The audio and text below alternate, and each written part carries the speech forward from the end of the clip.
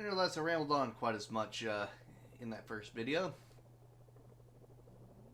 So let's do it again. Hello again, ladies and gentlemen. This is another test session. But it's also a season rundown for the Camaro series. RUST-OLEUM Camaro series finished up in Daytona. The haulers came back. Ooh. Somebody almost bended straight up. Was able to make a stop in Atlanta for the Firebirds to get a little taste of the asphalt. Texas is home, though. At least for me. And most of the drivers. So without any further ado, you see the stats, but it doesn't really matter here. Not with how we're doing things today. So let's take a look.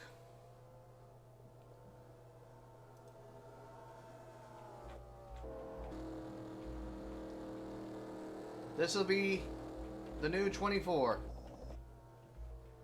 At least for our series.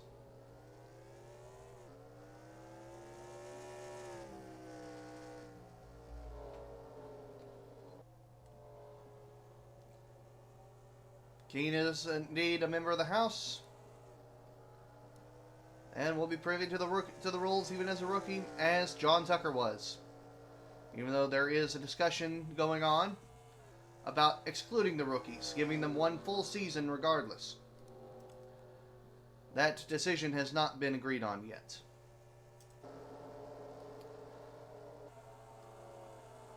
This is the second driver that'll be brought in, Tony Bentley. Bentley will be replacing John Tucker, as, yes, John Tucker finished dead last in both championships.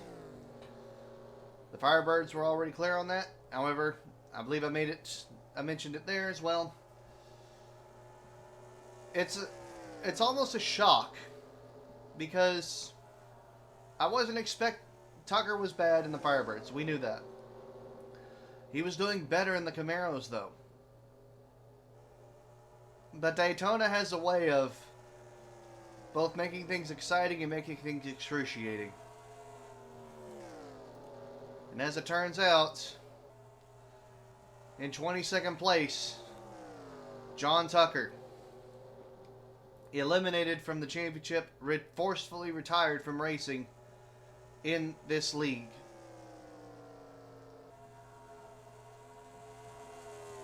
If we start up a third series with a different car, Tucker will be eligible for that. However, as of right now, he is the first person not only to sweep elimination, but also to be eliminated to be retired from this series, from this league. Obviously, May Ellis is not running these cars, but they still have the Camaro. They still have the Firebird that they can run.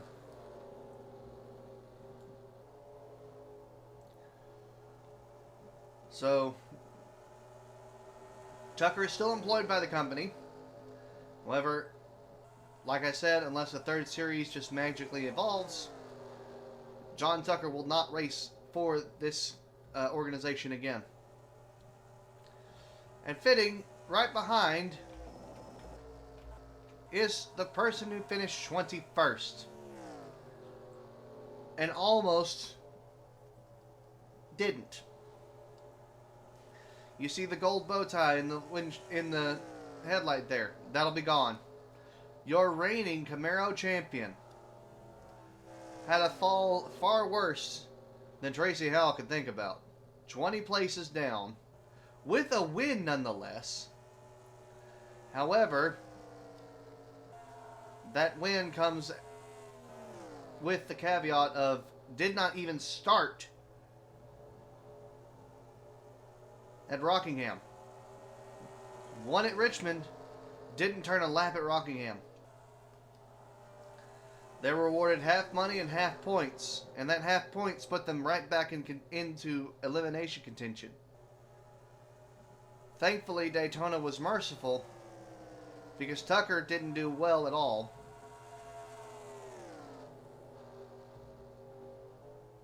And Carranza at least was competent.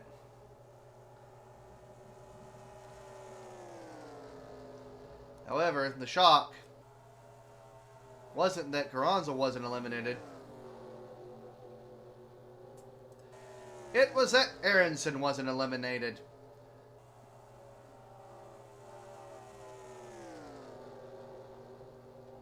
Once again, Jacob Aronson proving to be quite disappointing on track. But all said, managed to stave off elimination by having a decent race at Daytona. And John Tucker finished almost dead last. Aronson on the season.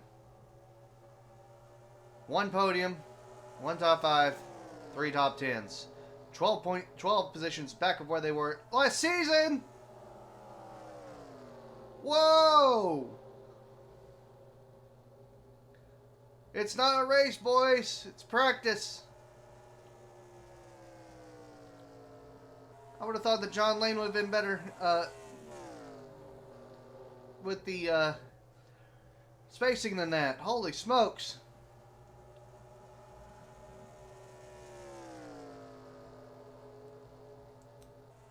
That pretty much sums up Aronson's season.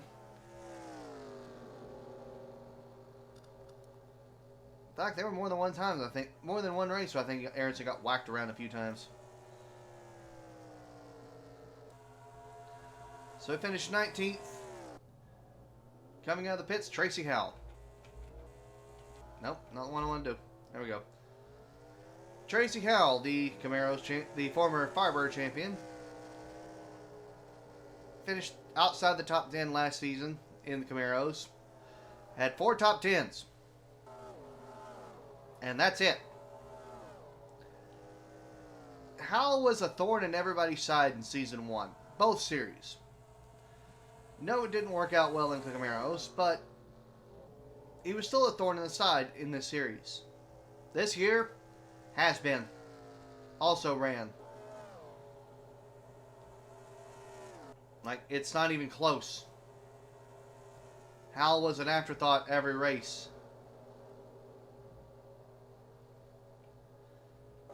And was usually seen at the back of the pack.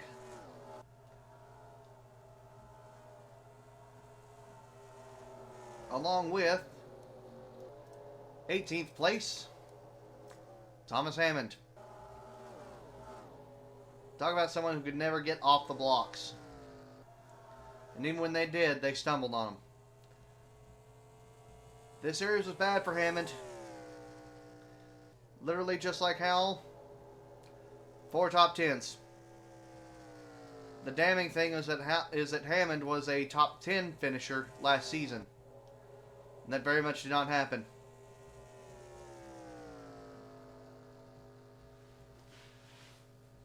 Hopefully Season 3 will bring about good changes, but we got to get there first.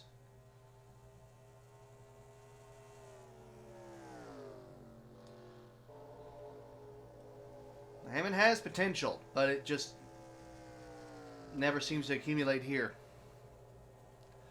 Would not be surprised if Hammond gets eliminated from Camaros at some point in the near future. Aronson as well, but Aronson seems to keep finding ways to weasel out of it. Now for another surprise, to an extent, Tyler Gardens. Made a run in Firebirds. Nowhere near the luck in Camaros.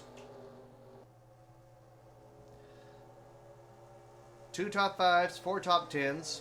A better season, granted. But, one problem with that. And with most of these guys, they actually finished behind a rookie. Yes, Tucker's eliminated, but that was the only rookie. Gardens, again, afterthought. Few number of actual bad finishes. Definitely was hoping for a better season.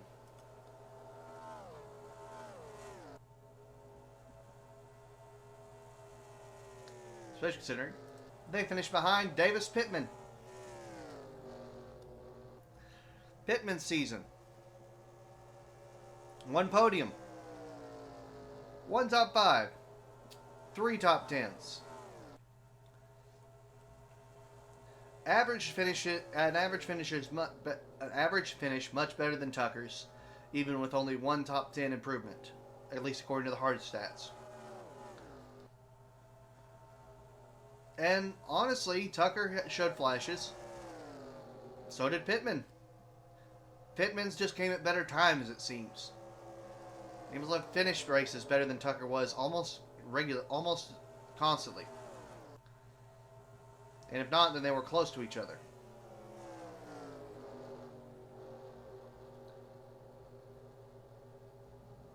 So, Pittman may be one to watch in the future. A little bit more experience. That 22 may fly.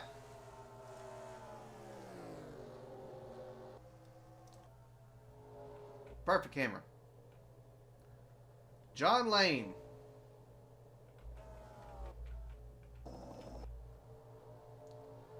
Yeah, this will work. 15th place. Worse than last season? No, the same as last season. See? Really? Okay. 1 top 5, 3 top 10s, so technically worse than Pittman.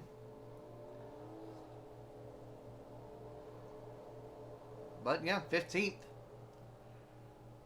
This is our Camaro only driver. And unlike May Ellis, still has not won a race. Really hasn't even come close. Especially this year, like, would give illusions of coming up to the top, but by the end of the race was 11th or 15th usually, if not worse. Maybe season 3 will be the turnaround, but I doubt it for Lane. I was honestly of the mind that Lane here would probably be our first retirement from the league.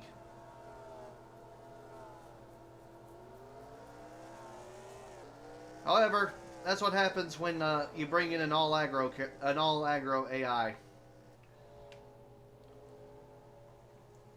All hothead and no skill means they don't go very far.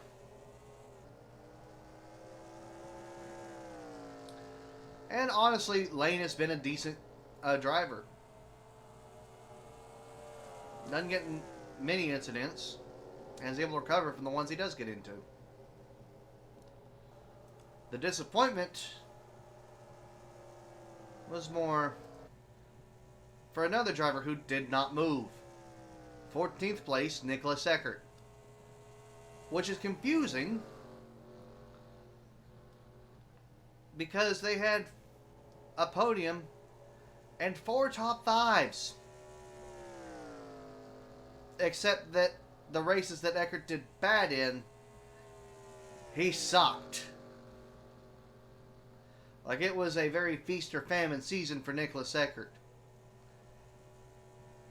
Was a lap away, I was a caution away from winning a race and had it snatched from them on the last lap after a caution. Heartbreaking season because it was so good and so bad at the same time. And also a kick in the teeth because the person who stole the race, I believe, was James Wolfe at Watkins Glen.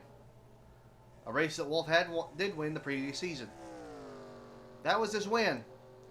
Obviously, Carranza won a race, and because of shenanigans, that was why he was so low. As well as finishing poorly all season. Wolfe is 1 win, 1 podium, 2 top 5s, and 4 top 10s. 1 position worse than a season ago. But was actually in the discussion more this year, in this series. Will that be how it plays out forever? Probably not. But for the time being, at least respectable for James Wolfe. However, the massive drop was John Walker, who at no point do I remember talking about for the win in any races.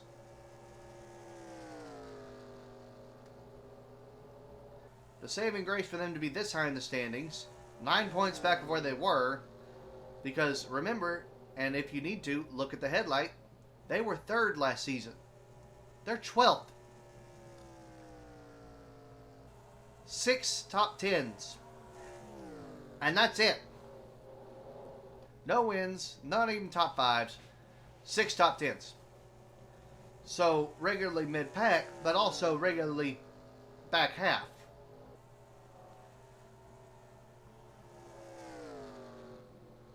You can only hope for a better season next year. But this is the champion in the Camaro, in the Firebirds, excuse me. Of course, that doesn't amount to much. Sometimes you're good in both, sometimes you're good in one, sometimes you're crap at both. Just ask Jacob Aronson. And Daniel Vardens. And Isaac Hernandez.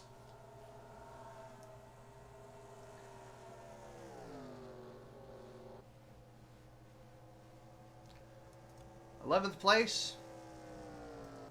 Nope. Wrong 11. Catherine Harris. And a voice break, apparently. 2 podiums. 2 top 5s by extension. And then 4 top 10s on the season. 6 places back from when they were. So out of the top 5, out of the top 10 for Harris. But not a good season. Despite the podiums, I can't remember Harris ever really fighting for the lead at any point. I seem to remember trying to urge Harris into the top 10 constantly, and it just never happened. A bad year for the 20. They can rebound. They'll just need to get on a run.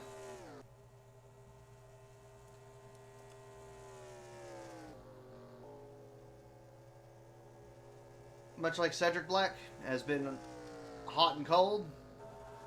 He got on a run this season.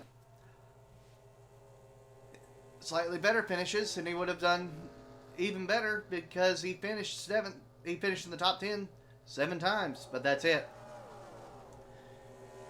7 times, no better than 6 at any point. You're a contender, but you're not championship worthy. And we know he's championship worthy because he's won races.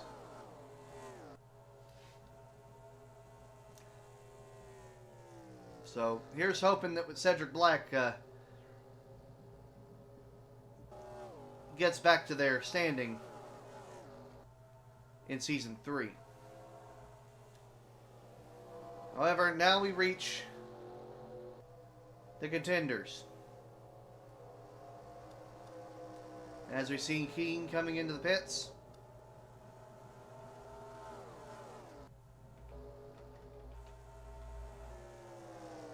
Ninth place, Charles Marshall. Won 1 race. Podium once. 2 top 5s. 5 top 10s. But he goes from 18th to 9th between seasons. Granted, technically, he tied with Chris Harvey. However, Harvey has the tiebreaker. So, a top 10 finish for Marshall for the season was sketchy at times. A lot of times, Marshall found himself in the back half of the pack and would have to power his way all the way to the front. I remember a lot of back and forth with this 15 car. Like now.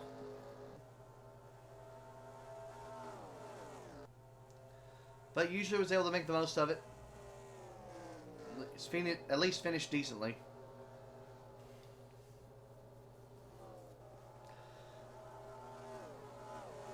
Still.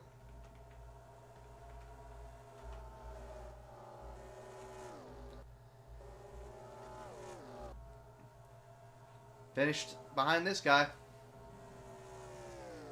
The player, Chris Harvey. Won the tiebreaker and won it off of podiums. One win, 3 podiums, and that win, yes, is the first one away from the house. The house can bleed. This guy proved it. 3 podiums on the season, 4 top 5s, 5 top 10s. Again, could have been a better season, but finished 13 points up from when they were because they ran the full season. Harvey's a championship contender. A few more off-season trainings, and they could be a regular winner. I have no doubt. The potential is there. He's won. He's finished on the podium in the Firebirds. The win there is coming.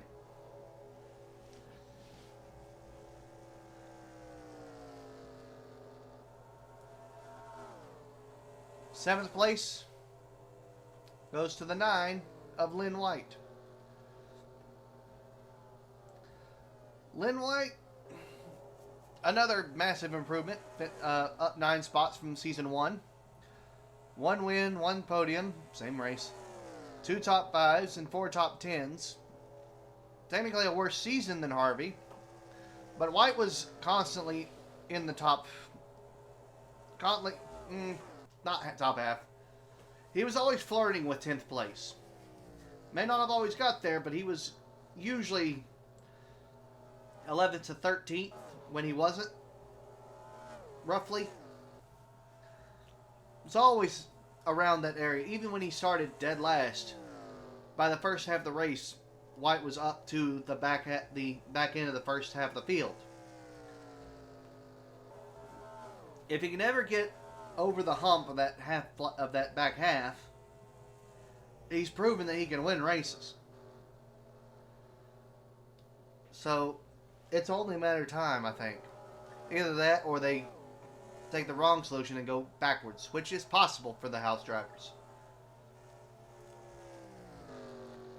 6th place now. That will go to again a better finish than what the Firebirds led on, but still disappointing all told. Dorothy McLean. McLean had that hot start to the season, and then it fell off. They managed to find themselves in the Camaros, but Firebirds never did get traction. And they've kept it going for the most part through the season, but it wasn't what it could have been.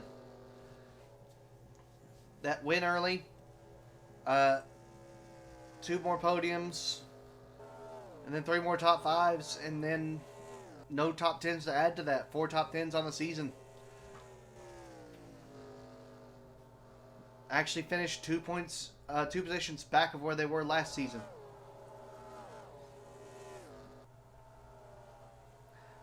You need the consistency, and McLean did not have it. There were a lot of races where they had something happen and fell back. So all those good races were counteracted by bad races.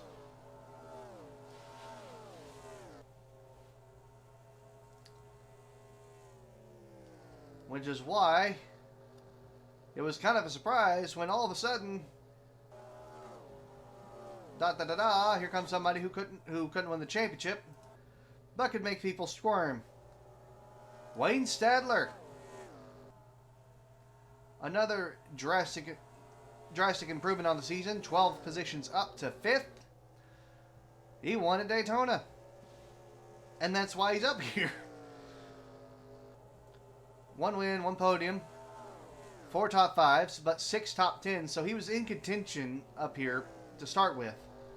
But that win gave him a big boost over a lot of people. Out of the championship, yes. But in contention.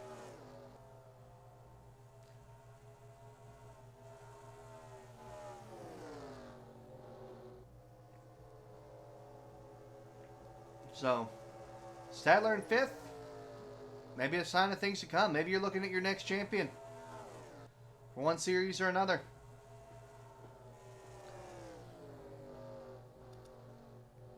And now we get into territory.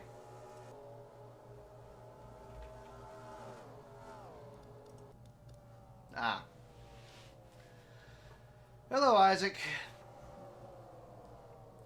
Well, wasn't this a season for you? Your Firebird run was bad, but your Camaro run was exactly the opposite of what you had last season. You had bad races, you had good races. Actually, that's a lie. You didn't have bad races until the back half of the season. You finished outside the top 10 a number of times.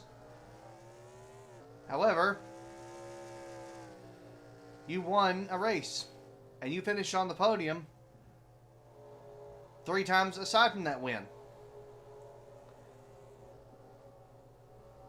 Yes, you fell back from second, which is a shame. You're going to lose that silver bow tie.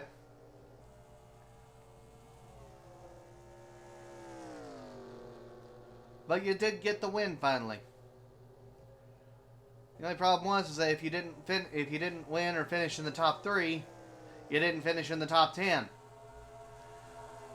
I remember a lot of 11ths and 12ths specifically.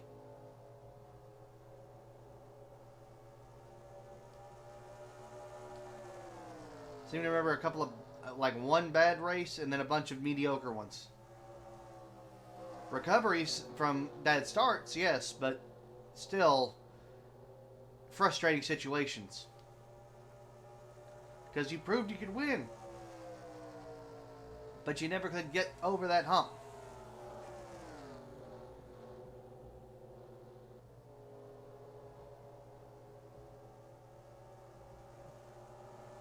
Granted, better season than Carranza. Now, for the top 3, being awarded the bronze bow tie will be Minnie Nelson, who also finishes second in the overall.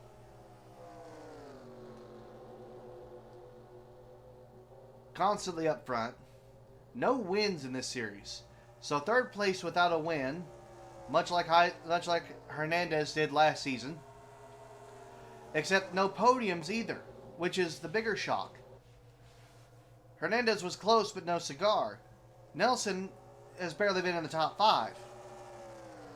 But almost always been in the top 10 and I believe always top half. Maybe one race where they weren't. But that doesn't allow for much leeway. You've got 2 top 5s in the season and 7 top 10s. That's a rough go. I don't care who you are. But much like Isaac, a lot of those finishes outside the top 10 were within 3 or 4 positions of 10th place. So they didn't lose a whole lot of ground when they did finish out of the top 10. A very consistent driver. Still needs to work on a little bit of aggression, though. However,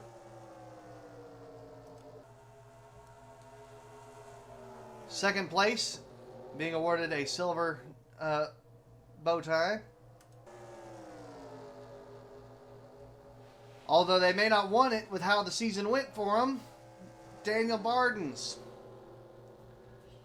Alright, so 8 top 10s. Nelson and Bardens moved up 8 positions, respectively. Bardens had 8 top 10s on the season. His 2 bad finishes were 19th and 21st.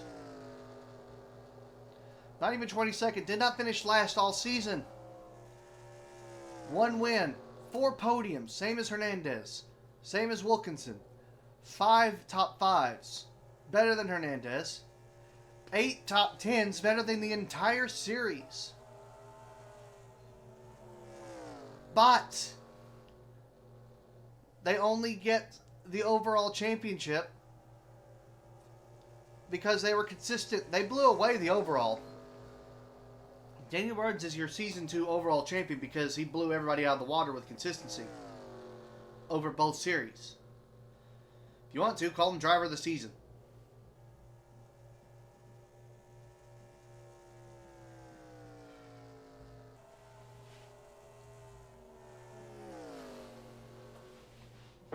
Or I guess the Season 2 Drivers' Championship. Maybe that's what I'll call it from now on. Regardless, Bardens was the guy going into Daytona. He had lost the championship lead to Hernandez going into, or coming out of Richmond. He won Richmond.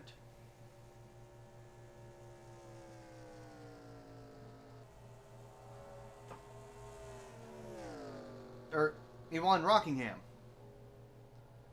Took the points back by storm and was over a half race favorite going into Daytona. And then had his worst race of the season, finishing 21st. Which opened the door for, of all people, Gerard Wilkinson. Wilkinson had driven up to the front. Daytona was the race where they showed up. And they said, "No, I'm gonna play spoiler here." One win, 4 podiums, 6 top 5s, best of the season, and 6 top 10s. So when they were in the top 5, when they were in the top 5, 6 races out of 10. And then they were out of the top 5 for the other 4. Out of the top 10 for the other 4. So a hot and cold season, except that Wilkinson was also always hanging around that mid-pack range. So even the bad races were never that bad. But the way that race finished, Wilkinson had to finish, depending on the positioning, I believe 5th to have a chance. He finished 4th. Because he was going to lose tiebreaker at the time.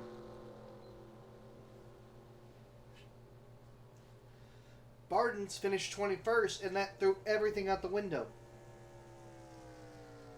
James Wolfe, hiccup, and whatever broke on the 17 broke up the field. Wilkinson ended up being in the top part of the field with Nelson. Hernandez was in the middle pack, and Bardens was in the backpack. But let's not forget. Let's go back to Bardens for a second. Oh, well, everybody's in the pit stop. That 4 car was your championship leader and your championship winner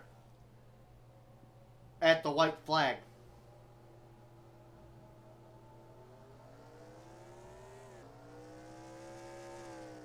Or at very least, 2 to go. And I want to say white flag because I seem to remember the ticker saying that they were 13th. And when we got the camera back there, Bardens was 21st. If he had led that pack, this would have been your champion. But he didn't. Things happen, and Wilkinson finished top 5 and won the day by 1 position. No tiebreaker needed.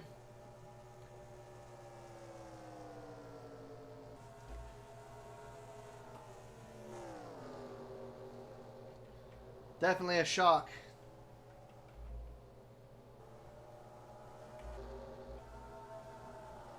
But it definitely made things interesting.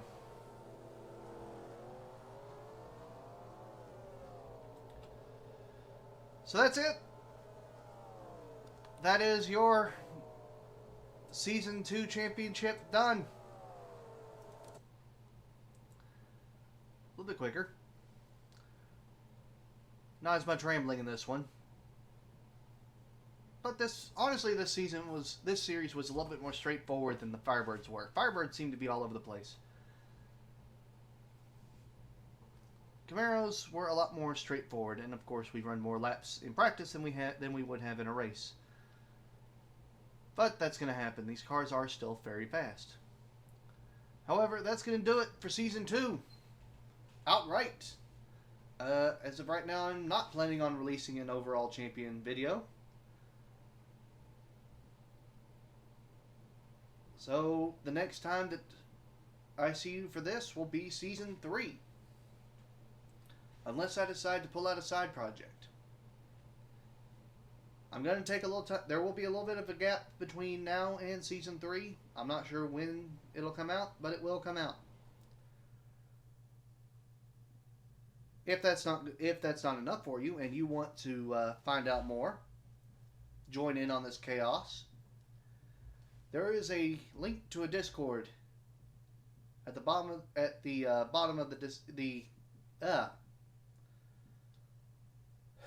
let's try that again. There is a link to a Discord for this community in the description below. Come take a look.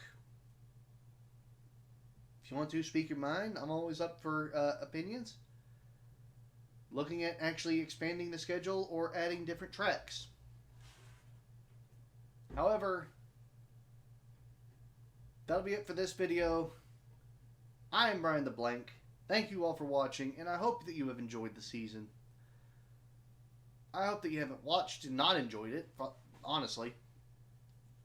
But hopefully you've gotten entertainment out of this. I know I've enjoyed the whole thing.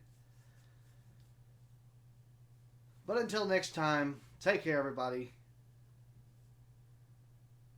See you for Season 3. Goodbye.